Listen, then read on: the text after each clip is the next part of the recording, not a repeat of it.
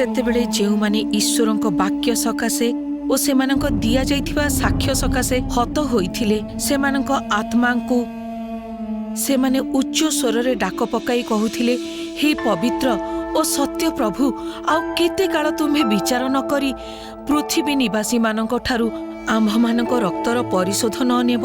सेथिरे सेमानकर प्रत्येक जनकु धला वस्त्र दियागला। पुणी सेमानकर जेउ सहदास ओ भातृगण सेमानक परि मध्य बद्ध कराजिबे। सेमानक संख्या पूर्ण न हेबा जाय आउ किछि काल विश्राम करिबाकु सेमानकु कुहागला।